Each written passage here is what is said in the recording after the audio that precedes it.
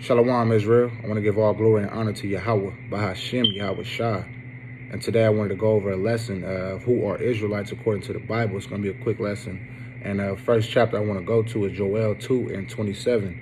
And if you're watching this video, I prefer you to go read along with me if you have a Bible at the house, or you get a Bible app on your phone or iPad, tablet, computer, whatever.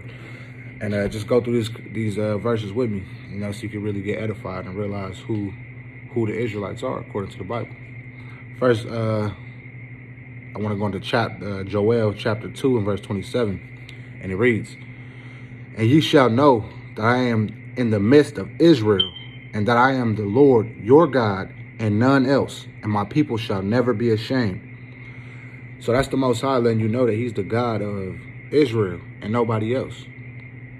And let's get another verse since we're close to it. Amos chapter 3 and verse 1. "Hear this word that the Lord hath spoken against you, O children of Israel, against the whole family which I have brought up from the land of Egypt, saying, You only have I known of all the families of the earth, therefore I will punish you for all of your iniquities." If you don't know what iniquity is, it's sin. So he said, I'm your God and none else. It's like him saying, I'm your father. So if you have a bunch of kids at your house and they playing and something breaks, you're going to punish your child because your child know better. You know what I'm saying? That's the same thing the Most High is pretty much saying in this passage right here. And just to show you, the Most High don't change, man. He don't change. So if he's the father of the Israelites and Israelites only, if that's what he said, that's what he meant. And we can break that down too. It's Malachi chapter 3 and verse 6. "For I am the Lord, I change not. Therefore, ye sons of Jacob are not consumed." That goes to show you right there that the Most High don't change. So whether you try to go into the Old Testament, New Testament, the Most High does not change. And we could go into the New Testament. Let's go to Matthew chapter 15 and 24. Let's see who Yahweh Shai, which the world ignorantly calls Jesus Christ, who he came for. Actually, right here, through the Spirit. This is Matthew 18 and 11. "For the Son of Man is come to save that which was lost." Well, who was lost? Let's see. Let's go to Matthew 15 and 24. "But he answered and said, I am not sent but unto the lost sheep of the house of Israel."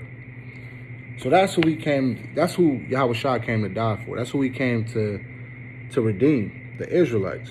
And just to show you that he doesn't change, let's go to Hebrews chapter 13 and verse 8.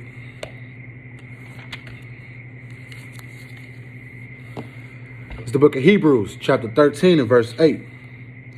"Yahweh Shai HaMashiach, the same yesterday and today and forever." So the Most High don't change, and Yahweh Shai don't change. So what does that mean? The Most High is for Israel, and Yahweh Shai is for Israel. Plain and simple. But let's go into who Israel is, because a lot of people don't know. You got to apply these curses and see who it fits to. Let's go to Deuteronomy chapter 1 and verse 1.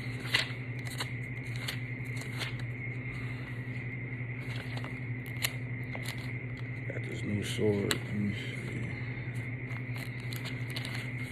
It's the book of Deuteronomy, chapter 1 and verse 1. "These be the words which Moses spake unto all Israel." So I just want to stop there. These be the words. This is what Moses. So from there on, you know that Moses is speaking to the children of Israel in this whole chapter. Let's go to Deuteronomy chapter 7 and verse 6. It's the book of Deuteronomy chapter 7 and verse 6. "For thou art an holy people unto the Lord thy God. The Lord thy God hath chosen thee to be a special people unto himself, above all people that are upon the face of the earth." So being holy means being set apart. But it just says here that God chose you to be above all people upon the face of the earth. Now how cool is that, to know that you are a chosen people above all people upon the face of the earth? But with you being chosen, there's a requirement. He's requiring something of you in order for you to be a chosen people. Let's go to Deuteronomy chapter 10 and verse 12. And it reads, "And now Israel, What doeth the Lord thy God require of thee, but to fear the Lord thy God, to walk in all his ways, and to love him, and to serve the Lord thy God with all thy heart and with all thy soul. Verse 13. To keep the commandments of the Lord and his statutes, which I command thee this day for thy good. So that's what's required of us, to walk in his ways, to fear him, to love him. How do you love him? By keeping his commandments. This is why, we're going to get into it. This is why we're in the condition we're in today. Let's go to Deuteronomy chapter 28, and we're going to go straight into it. Verse 15.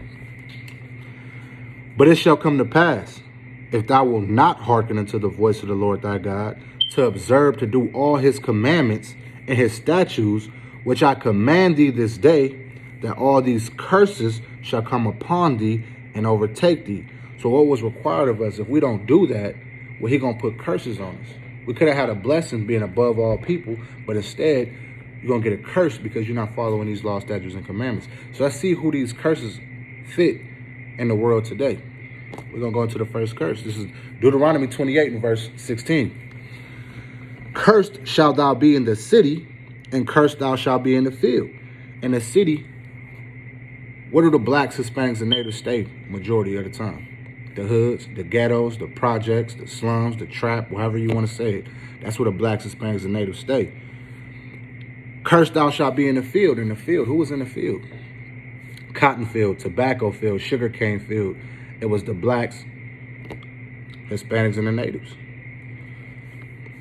Let's see. Let's go to 19. I'm only going to get a few curses. I'm not going to get into all of them, but you can actually read Deuteronomy 28:15 all the way to 68, and you will see all these curses apply to the blacks, Hispanics, and natives. But we're going to break it down through the Spirit. Let's go to Deuteronomy 28:19. Cursed shalt thou be when thou comest in, and cursed thou shalt be when thou goest out. What does that sound like? Last hired, first fired. Let's go to verse 32. And it reads, this is Deuteronomy 28:32. Thy sons and thy daughters shall be given unto another people, and thine eyes shall look and fail with longing for them all the day long. And there shall be no might in thine hand. Now, when we went into slavery, they separated the kids and the parents. They put them on different. So we wanted our kids, but there was no power in our hands to go get them. That's actually going on right now with our Hispanic brothers, ICE comes and they grab them. They take them back to Mexico, and they got their kids actually right now in a little camp. You know what I'm saying? And they can't get to their kids. So that's another curse that applies to our people. Let's go to verse 45. Moreover, all these curses shall come upon thee, and shall pursue thee, and overtake thee, till thou be destroyed. We are destroyed right now mentally because we don't know who we are. Because thou hearkenest not unto the voice of the Lord thy God, to keep his commandments and his statutes, which he commanded thee. And they shall be upon thee for a sign and for a wonder, and upon thy seed forever. So that's deep, because before I came into this truth, I always wondered why this is happening to the blacks, Hispanics, and natives. Why did we just get fed the bad hand? You know what I'm saying? I always wondered, it makes you kind of want to start giving up, because you're like, damn, is there a God? Why is he letting this happen to us? Well, then when I opened when this book was presented to me and I seen these curses, I seen that we were a chosen people. We're just under a terrible situation right now because of our iniquity, for our disobedience, for us being hard-headed and not hearkening to the voice of the Lord. So let's go to verse 48. This is a heavy verse for me. This is Deuteronomy chapter 28 and verse 48. Therefore shalt thou serve thine enemies, which the Lord shall send against thee, in hunger and in thirst and in nakedness and in want of all things. And he shall put a yoke of iron upon thy neck until he have destroyed thee. So he said you should go to your enemies for hunger. So when you're hungry, where do you go? No matter where you go to eat, you're going to your enemy for it. Walmart, Albertsons, Smiths. When you want something to drink, you go to 7-Eleven, the gas station, McDonald's, you know what I'm saying? To clothe you in your nakedness.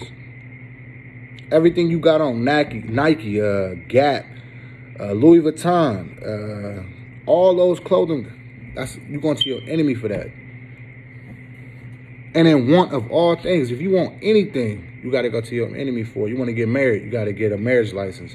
If you want to get a driver's license to drive, you got to get a driver, go to the DMV. If you want to go to another country, you got to get a passport. To die, you got to get a death certificate. You got to go to your enemy for one of all things. He should put a yoke of iron upon thy neck. In slavery, we actually had a yoke of iron upon our neck. So you can see who these curses apply to, but we're going to get two more. This is the verse, book of Deuteronomy, chapter 28 and verse 54. So that the man that is tender among you and very delicate, his eye shall be evil towards his brother, and toward the wife of his bosom, and toward the remnant of his children, which he shall leave. So that man being tender among you, that evil eye towards your brother, that's that black on black crime. Black on brown crime. You can't even walk down the street and say what's up to your brother no more, because it's automatically an issue. You know what I'm saying? Instead of being tender and loving towards one another, we got that evil eye towards each other. You know what I'm saying? Toward the remnant, towards his wife, lying to your wife, beating on your wife. If you love somebody, you wouldn't do that to him. You know what I'm saying? Toward the remnant of his children, which he shall leave. Now, who has the most fatherless households? I let that sink in. These curses apply to the blacks, Hispanics, and natives, but this is the haymaker right here. And this is what made me come into the truth when I heard it, when I heard this prophecy. This is the book of Deuteronomy, chapter 28 and verse 68. And the Lord shall bring thee into Egypt again with ships, by the way whereof I spake unto thee, thou shalt see it no more again. And there you shall be sold unto your enemies for bondmen and bondwomen, and no man shall buy you. So the Lord said we're going to go into Egypt again. If you know about the Israelites, they were what they were doing in Egypt, they were in slavery. But the word Egypt is synonymous for slavery. But we're gonna break it down through the Bible. This is the book of Exodus, chapter 20 and verse 2. And it reads, I am the Lord thy God, which have brought thee out of the land of Egypt, out of the house of bondage. So the word Egypt just means bondage. Bondage means slavery. So let's read 68 again. And I'm going to replace the word Egypt. And the Lord shall bring thee into slavery again with ships. So who went into slavery on ships? And the Lord shall bring thee into slavery again with ships, by the way whereof I spake unto thee, thou shalt see it no more again. And ye shall be sold unto your enemies for bondmen and bondwomen, and no man shall buy you. So the Most High said you're going to be sold unto your enemies. When we was packed on those boats and went into slavery over here, who was we sold to? The white man. The Bible is saying that your enemy is the white man.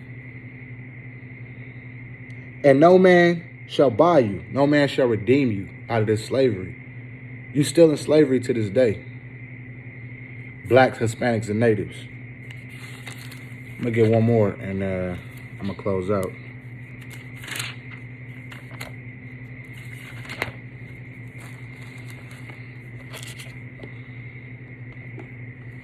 The book of Jeremiah,